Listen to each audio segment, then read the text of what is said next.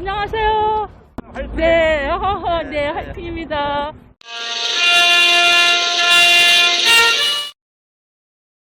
이제 핵심은 이거죠. 그냥 사전투표지의 거의 전량을 앱선 프린터로 출력해서 사전투표소에서 투표자에게 교부해서 기표도장 꽝 찍어가지고 투표함에 넣어야 되는데, 이 강 큰 사람들이 시간이 촉박하다 보니까 4만 장 정도를 그냥 인쇄기를 돌린 거예요. 그 인쇄기를 돌린 그가 지금 인천지방법원에 다 보관이 되어 있는 겁니다. 그러니까 그냥 빠져나갈 수가 없는 거예요, 이게. 빠져나갈 수가. 그럼 유일하게 빠져나갈 수 있는 방법은 뭐냐? 법원하고 속닥속닥 해가지고 다시 또 통과리를 하는 겁니다. 다시 프린트물로. 그렇게 하면은 빠져나갈 수 있을지 모르겠습니다. 세계 어느 나라 선관위가 법원 제출용 투표함을 새로 만드냐 이야기예요. 세상에 어느 나라 선관위가 법원에 제출하기 위해서 유권자들이 던진 표를 다 없애버리고 인쇄기 돌려가지고 인쇄기에다가 투표함에다가 그 새 투표지를 집어넣느냐 이야기죠. 그걸 하고도 대한민국 국민들이 참는다? 그러면 그 다음에 그거는 나라가 망한 거죠. 나라가. 정말 내가 볼 때는 이 양반들 대책이 제가 없다고 보는 거는 뭔가 하니까 그냥 새로 투표함을 갈아치운 겁니다. 자, 그러면은 이제 그동안 쭉 말씀을 하셨으니까 조슈아 님이 마지막 단계 2차 조작 4.15 총선이 끝나고 법원의 정거 보존으로 투표함이 들어가기 전까지 이거를 간단하게 정리하고 마무리하도록 그렇게 하겠습니다. 간단하게 좀 정리해 주시죠. 네, 2차 조작에 대해서 그러니까 전국을 다 조작한 건 아니고요. 증거 보존을 신청한 곳, 그러니까 인천 연수구을 같은 이번에 재검표한 곳, 그런 곳은 추가로 조작을 합니다. 그러니까 4.15 그 선거와 그리고 개표가 다 진행된 이후에 추가로 조작을 하는데 이걸 이제 2차 조작이라고 하겠습니다. 2차 조작을 어떻게 하는지를 이제 설명을 해드리도록 하겠습니다. 이제 쭉 이제 내용을 훑어봤는데요. 여러분들이 이렇게 아실 겁니다. 이 투표용지가 진짜 그 투표용지가 맞는지 아니면은 개표일 이후에 추가로 조작을 했는지 이런 것에 관심이 많을 겁니다. 간단하게 결론부터 말씀을 드리겠습니다. 투표용지를 다 다시 뽑았습니다. 간단합니다. 다 다시 뽑았습니다. 왜냐면 일일이 다시 뭐 맞추고 뭐고 하기가 상당히 위험합니다. 아예 일련 번호성 쪽에 문제도 있고요. 다 그냥 다시 뽑았다 이렇게 생각하시면 됩니다. 근데 그 이유는 모르겠습니다만 투표지 분류기, 그러니까 사전투표 발급기, 그러니까 앱손 프린터에서 뽑은 것이 20%에서 한 30% 정도, 일부는 앱손 프린터에서 뽑았습니다. 그러니까 이제 그리고 나머지 한 7, 80%는 인쇄를 했다 이렇게 보여집니다. 근데 왜 그렇게 했는가? 거기에 대해서는 잘 모르겠습니다. 추측으로는 앱슨 프린터로 계속 인쇄를 하려다 보니까 기계가 상당히 무리가 가고, 그리고 특히 잉크를 너무 많이 쓰기 때문에 잉크를 사용하는 데 있어서 이게 개인 돈으로 임의로 사기도 쉽지 않은 분량이거든요. 그러니까 잉크 확보가 쉽지 않으니까 급하게 인쇄로 전환을 하지 않았나 이렇게 추측이 됩니다.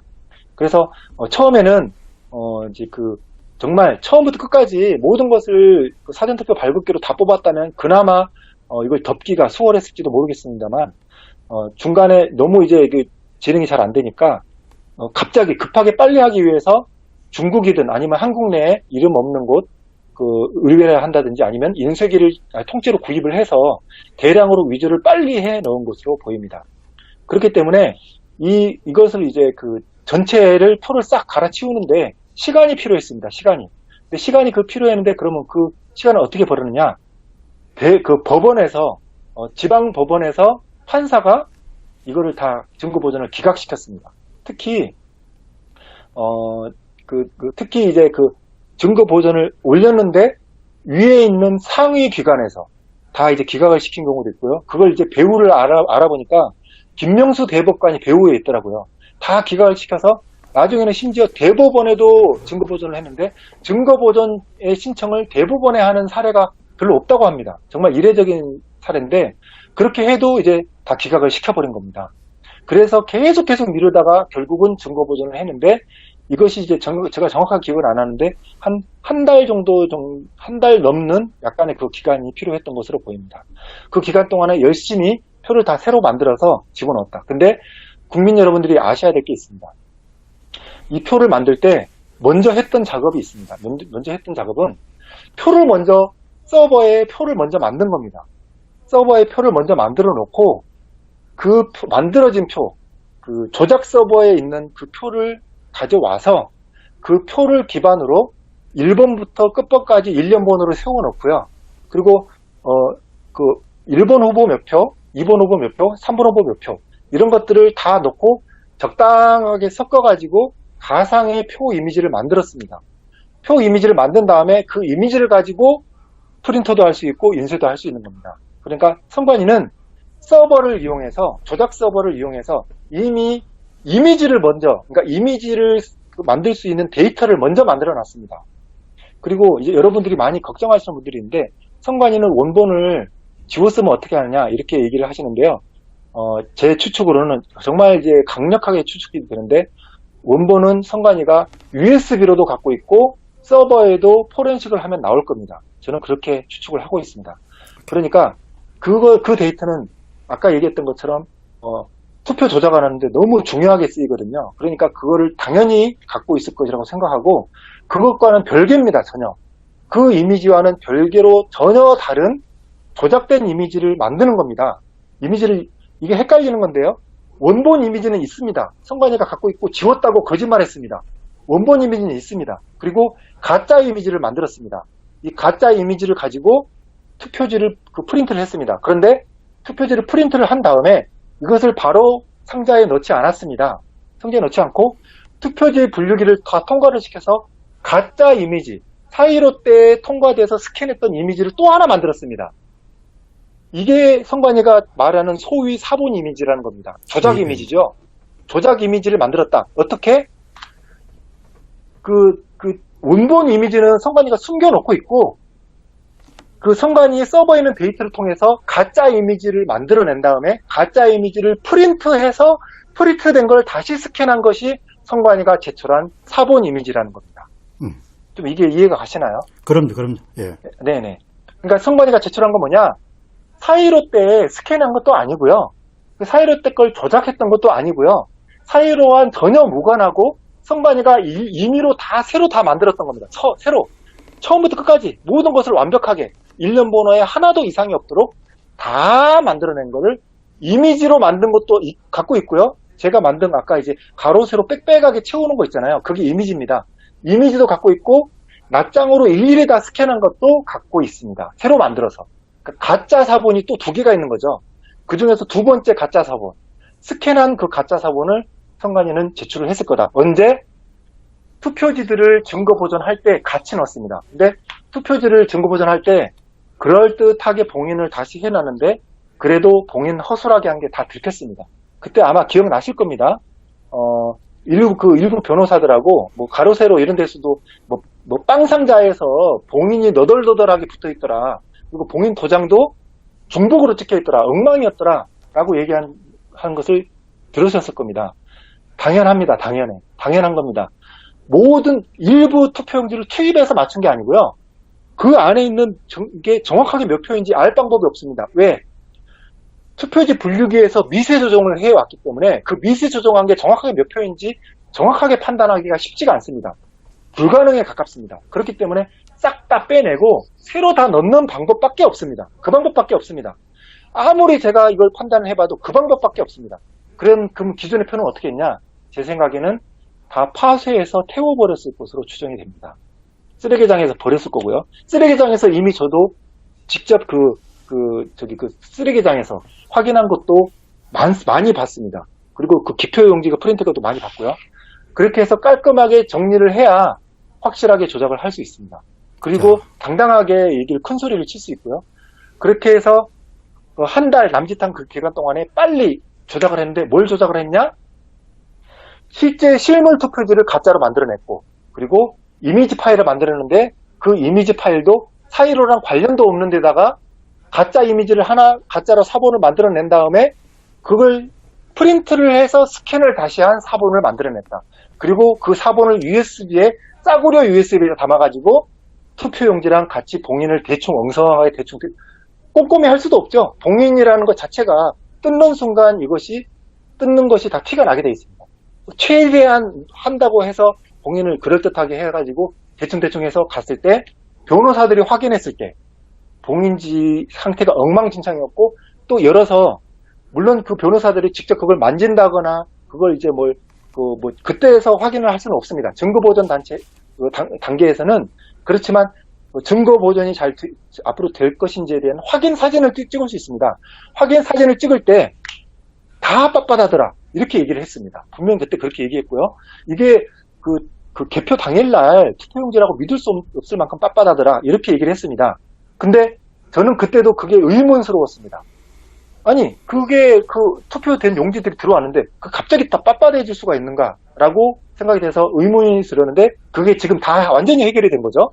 그리고 또 이런 얘기를 했습니다. 변호사분들 중에서 정말 이건 이해하기 어렵다. 2번 후보 표가 빳빳한 게 있더라. 이건 어떻게 설명해야 되냐라고 얘기를 했습니다. 근데 저는 그때 당시에는 설명을 못했습니다.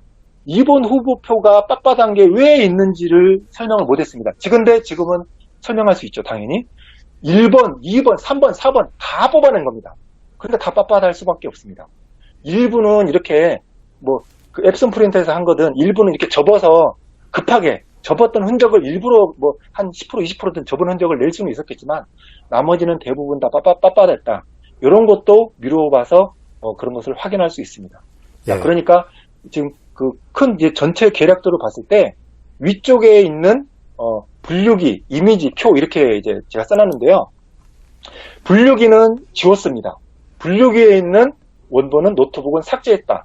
그리고 그 얘기를 뻔뻔스럽게 재판 때 했습니다. 그리고 이 증거인멸이고 이것은 그 증거인멸 자체에 대한 큰 문제고 이것도 이제 고발 대상인데 이거는 그냥 놀랍게도 당시 대법관이 은근슬쩍 그냥 넘어갔습니다. 그리고 심지어는 이번 재검표 때에는 원본 이미지가 지워졌다라고 이야기하는 것을 그러냐? 그러면 사본은 있냐라는 식으로 은근슬쩍 넘어가는 식으로 원본 혹시 노트북을 포렌식을 한다든지 그리고 원본을 지운 것은 법적인 책임을 진다든지 아니면 이 현재 제출한 사본과 원본하고 진실성을 동일성을 확인할 수가 있는지 해시 검사라든지 이런 포렌식이라든지 이런 것들을 확인할 방법이 있는가에 대한 질의를 전혀 하지 않았습니다. 이걸 놓고 봐도 대법관은 그냥 한패라는 겁니다. 저는 그렇게 생각하고 있습니다. 이거는 한패가 아니고서야 이 사본에 대한 진실성 여부, 동일성 여부를 확인하지 않고 얼렁뚱땅 넘어갔다는 것. 디지털 증거에 대해서 이렇게 중요한 재검표의 상황에서 얼렁뚱땅 넘어갔다는 것 자체가 이거는 대놓고 선관위 편을 들어준 것이다 이렇게 생각을 하고 있습니다. 예. 그러니까 위에 표를 놓고 잠깐 좀 설명을 추가로 좀 해주시죠. 네. 예. 아니 지금 이제 마무리하시고 나면 이제 내가 끝을 네네. 예. 네. 그래서 이제 내가 한번 정리를 할게요. 위에 박스를 위에 있는 그 박스를 보시면은 증거 보전이라고 되어 있을 겁니다. 이 박스는 뭐냐면 법원 안에 들어있는 겁니다. 법원 안에 들어갈 때부터 분류기는 삭제됐고요. 그리고 이미지는 표부터 만들었어요. 표의 이미지를 만들어서 표를 먼저 만들어내고 선관위가 사본이라고 하는 이미지를 만들어낸 순서가 그렇게 됩니다. 자, 그래서 사전 투표 인쇄는 인쇄는 한 70% 정도는 실제 인쇄를 했고 나머지 한 30% 정도는 이것도 조작은 조작이돼 다 가짜로 만들어진 거긴 한데 앱선 프린터로 한 겁니다. 그런 식으로 됐고요. 그리고 당일 투표를 신기하게 당일 투표를 추가를 했습니다. 그거는 어디서 알 수 있냐면은 성북구 공성감 TV에 가서 성북구 개표 현장을 보시면 어떤 선관위 직원이 와서 1680표가 1810표도 될 수 있습니다. 이런 식으로 설명하는 구간은 여러분 아주 유명하니까 많이 보셨을 겁니다. 그때 분류기의 오류를 보였던 것이 바로 당일 투표였습니다. 당일 투표가 어떻게 된 거냐면 실제 투표 수는 1680표의 투표지 수가 나왔습니다. 근데 분류기에서 카운팅 된 게 1810이라는 숫자가 카운팅이 된 겁니다. 이게 뭐냐면 뻥튀기를 한 겁니다. 늘리기를 한 거죠. 당일 투표는 근데 늘리기를 했는데 각 후보별로 똑같이 늘려줬습니다. 예를 들어서 200표, 200표, 150표, 그리고 50표 이런 식으로 나왔다고 가정하겠습니다. 1번, 2번, 3번이. 근데 그러면은 첫 번째 후보는 100표, 첫 번째 후보는 20표, 그리고 두 번째 후보는 15표, 세 번째 후보는 5표 이렇게 확률적으로 비율을 똑같이 맞춰서 늘렸습니다. 이거는 제가 10%로 표기를 했는데 정확하게 보니까 7%에서 8% 정도 예상이 됩니다. 이렇게 당일표는 숫자를 모든 후보의 비율이 동일하게 늘렸다. 그럼 늘렸잖아요. 늘렸는데 당일 투표는 건드리지 않았으니까 당일 투표는 이 법원에 제출할 때 그대로 중거 보존을 해도 됩니다. 하지만 뻥튀기를 한 7, 8%가 있기 때문에 뻥튀기를 한 7, 8%를 추가를 해야 됩니다. 어떻게 추가를 해야 되냐? 그건 위조를 하고 그 절취선을 대충 막 잡아뜯고 그리고 도장을 빨리빨리 찍어야 됐었습니다. 빨리빨리 찍어서 그 말도 안 되는 현장에서는 그 스탬프를 놓고 찍었다고 하는데 이 그 일장기 투표지는 만년 그 도장에다가 잉크를 뿌려가지고 급하게 찍다 보니까 그런 떡 쪄버린 도장이 나온 것이다. 그런 식으로 다 모든 것이 다 맞아 떨어지는 겁니다. 오케이. 그리고 아래쪽에 이제 재검표를 보겠습니다. 자, 우리가 재검표라고 했을 때 우리는 그것이 일부 사이로 총선 때 있던 그 표들이 그대로 온 것이다 라고 생각하시는 분들이 많았을 겁니다. 하지만 조작이 됐다 하더라도 일부가 조작이 됐을 것이다. 자, 과연 10%가 됐을까? 20%가 됐을까? 그 조작이 된 걸 우리가 찾을 수 있을까? 완벽하게 조작하진 않았을까? 이런 걱정을 많이 하셨을 겁니다. 근데 이 도표를 보고 이제 여러분 아시죠? 분류기도 이미 가짜로 싹 다 지워진 거고요. 이미지도 가짜, 표도 가짜. 가짜를 가지고 가짜를 대조한 겁니다. 가짜를 가지고 가짜를 대조하니까 문제가 당연히 없을 겁니다. 근데 어떤 것이 가장 큰 문제였냐? 급하게 한 게 문제였습니다. 제가 직접 방문한 인쇄소도 이렇게 얘기합니다. 이것은 급하게 인쇄할 때만 나오는 증상이다. 자기들은 절대 이렇게 일 안 한다. 인쇄소에서 나타나는 그런 불량인 건 확실하다. 하지만 사람이 꼼꼼하게 걸러내기 때문에 절대 이렇게 나오지 않는다. 꼼꼼하게 하면 나오지 않지만 급하게 하면 나온다. 이런 거래처하고는 앞으로 일을 하지 말아라. 이런 식으로 이야기를 했습니다. 그러니까 이 모든 것들이 인쇄라는 것에 방향을 맞추고 있습니다.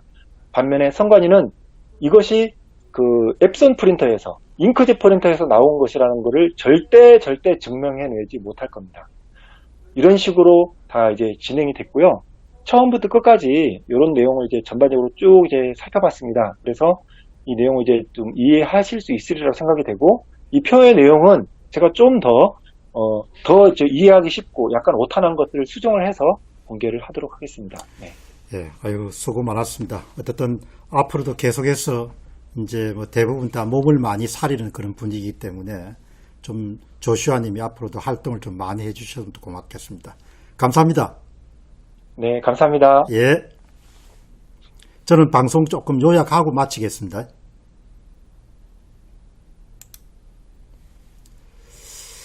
자, 여러분 이 보시면은 참 이게 역사상 뭐 이 부정선거라는 것이 많이 있지만, 제가 지금 이제 6월 28일 인천 연수구을 재검표가 마치고 점검물들을 이렇게 확인하면서 아주 조직적이고 체계적이고 아주 거대한 그런 조작이 4월 15일 총선에서 있었습니다. 이거는 말과 글로서 표현할 수 없을 정도로 엄청난 그런 이 대역죄를 범한 겁니다. 그러니까 우리가 공동체 구성원으로서 헌법적 기본 질서에 따라서 자유민주주의 체제를 유지해야 된다. 이런 구성원으로서는 도저히 받아들일 수 없을 정도의 엄청난 부정선거를 저지른 겁니다. 그러니까 지금까지는 뭐 부정선거 의혹 뭐 이런 이야기를 했지만 지금은 1000% 부정선거를 범했는데, 그 규모라는 것이 방대합니다. 오늘 여러분이 보시다시피 전체적으로 4월 15일 당락 결정을 전후해 가지고 그 이전에 1차 조작이 있었고 그 다음에 그 이후에 2차 조작이 있었습니다. 2차 조작의 결과물은 6월 28일 인천 연수구 재검표 현장에서 다 이렇게 밝혀졌습니다. 그 1차 조작에서 거대한 목표를 세우고 전산 조작을 행하고 그 전산 조작에 뒷받침하는 위조된 실물 투표지를 대량으로 투입하는 방식으로 해가지고 결국 180석 가짜 국회의원을 만들어낸 겁니다. 그 가짜 국회의원들이 지금 국회를 차지하고 앉아가지고 온갖 종류의 악법을 양산해서 통과시키는 겁니다. 1년 동안 408개 정도의 법을 통과시켰고 408개 법 가운데서 80% 이상이 민주당이 만들어냈습니다. 그러니까 지금 대한민국은 이 입법 권력의 입법 독점을 견제할 수 있는 시스템이 전혀 없습니다. 그 굉장히 중요한 이유는 결국 선거가 완전히 그냥 부정선거를 해가지고 입법 권력을 탈취한 겁니다. 기본적으로. 그러면은 재검표의 명령을 받았을 때 결국 그 투표함을 그대로 제출할 수 없는 겁니다. 워낙 조작을 많이 했기 때문에 선관위가 발표한 통계자료, 선거 데이터하고 실물 투표지가 차이가 날 수밖에 없기 때문에 그래서 인쇄된 사전투표지, 위조된 사전투표지를 그냥 투표함에 쏟아 부어가지고 그냥 제출하고 그 새로 만든 그런 위조된 투표지를 가지고 스캔해가지고 투표지 이미지 파일을 만들어서 위변조본을 재판부에 던지는 겁니다. 그리고 법원은 계속해서 증거보존 기일을 늦춰가지고 조작할 수 있는 시간을 충분히 벌어줬고 김명수 대법원장 하에서 대법원이라는 거가 413일이 걸렸습니다. 130건 가운데 126건이 지역구인데 그 가운데 단 한 건이 413일 만에 오픈이 된 겁니다. 사실 저도 이렇게까지 심하게 할 수 있는가라는 생각이 들 정도로 6월 28일 날 인천 연수구를 점검을 보고 이 애들은 진짜 대책이 없는 친구다. 나라가 뒤집혀도 수십 번 뒤집혀야 될 그런 상황입니다. 그러니까 지금 방역 4단계로 올려가지고 1인 시위 외에는 못하도록 만들지 않습니까? 9인 시위하는 것도 겁난 겁니다. 3단계가. 그래서 4단계가 자영업자가 죽든지 관계없이 그냥 4단계를 밀어붙인 겁니다. 저녁 되면 2사람 이상 밥 먹지 말고 1인 시위 못하도록 만든 겁니다. 이 보통 심각한 일이 아닙니다. 이제 이 사람들이 상황을 돌파하는 것은 법원과 야합해가지고 증거 보존되어 있는 또 투표함에 프린트를 해가 다시 집어넣는 방법이 있기는 합니다. 얼마나 가능성이 높은지는 모르지만 그러나 이 사람들이 지금까지 해온 일을 보면은 못할 게 없는 겁니다. 못할 게. 그렇기 때문에 능히 배춧잎 투표지도 없애버릴 수가 있고 지금 인쇄된 사전투표지도 다 없애고 다시 또 통과리를 해가지고 프린트로 출력된 그런 위조된 투표지를 만든 거죠. 국민 여러분, 이게 보통 심각한 문제가 아닙니다. 이게 1960년 3.15 부정선거하고도 비교를 할 수가 없습니다. 비교를. 전산 조작을 통해 가지고 완벽하게 권력을 만들어낸 겁니다. 그 전산 조작을 뒤를 따라가면 그러니까 전산 조작과 위조된 실물 투표지 투입이라는 것이 동전의 양면처럼 양동작전, 합동작전을 가지고 추진된 겁니다. 정말 나쁜 사람들입니다. 세상 살면서 나는 이런 친구들하고 같은 하늘 아래에서 같은 땅을 밟으며 살아가리라는 꿈에도 생각 안 했습니다. 586 정치인들이 지난 2월 달에 진중권 씨가 이런 이야기를 했죠. 양정철이라는 사람 저 양반 때문에 문정권이 무너질 수가 있을 것이다. 말이 씨앗이 되는 거죠. 말이. 이번 사건은 그냥 덮고 넘어갈 수가 없습니다. 그 사람들이 국민을 강압해가지고 집회 시위를 다 금지를 해가지고 결국 승리하면은 여러분과 제가 그냥 반노예처럼 살아가는 거고 그렇지 않으면은 바다가 배를 뒤엎는 겁니다. 다른 방법 없습니다.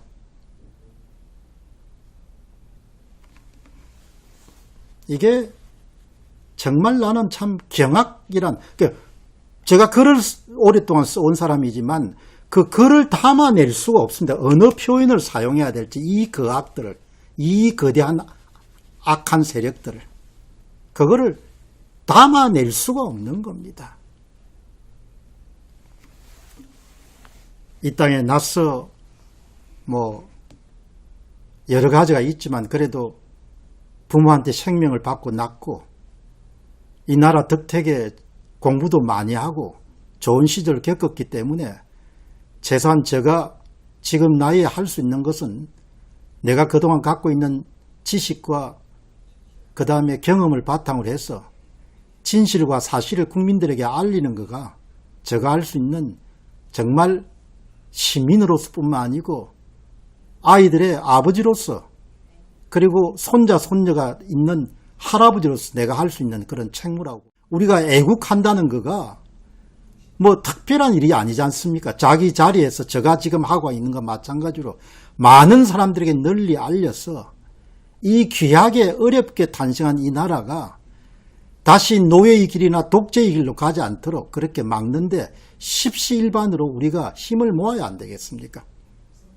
자, 앞으로도 계속해서 여러분들 노력을 하겠습니다. 함께 힘을 모읍시다. 힘을 모아서 이 거대한 악과 싸워서 나라를 정상적인 궤도로 돌려야 되지 않겠습니까?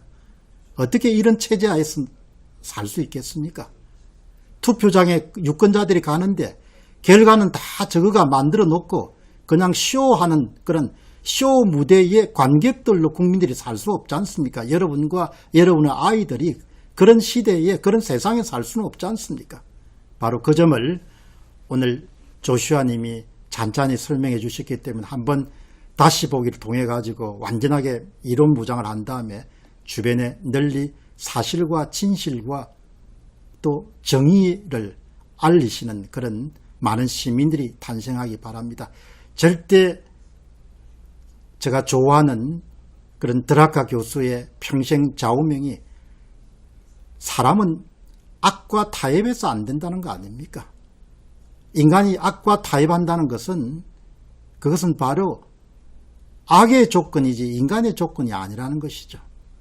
그런 점에서 정말 저도 최선을 다하고 여러분도 생업 현장에 열심히 사시면서 또 힘을 대해 주셨으면 고맙겠습니다. 오늘 긴 시간 동안 이렇게 여러분 시청해 주셔서 대단히 고맙습니다.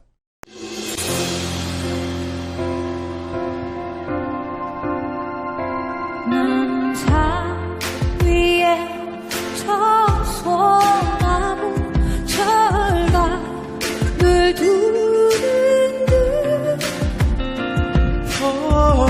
바람소리 불변하는 우리 기상일세 기억해보자고 100년 전으로 거슬러 그날의 기적 그저 시기적 떠올려 그들의 심정 하나 둘 종로에 모인 외침들이 거대한 파도 만들어 전 세계 울린 미르키즈 거친 이 땅바닥 위 철갑을 두른 저 소나무 나 그들을 닮았지 단단히 버텨낸 올 하루 가을 하늘 맑은 눈뜬 거야 내가 누군가를 알고 나서야 밝은 난 내 가슴 빛나 온갖 우리는 하나 사랑과 평화로 항상 오늘이 한 사람 여기 내 안으로 그리고 너는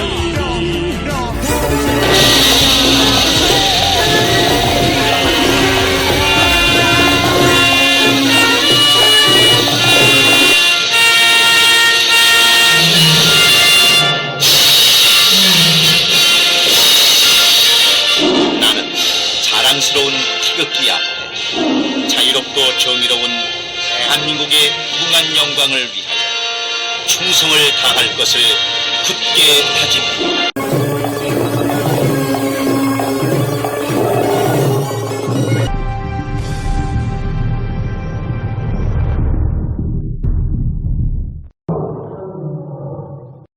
구독과 좋아요, 그리고 알림 설정은 제작자에게 매우 큰 힘이 됩니다.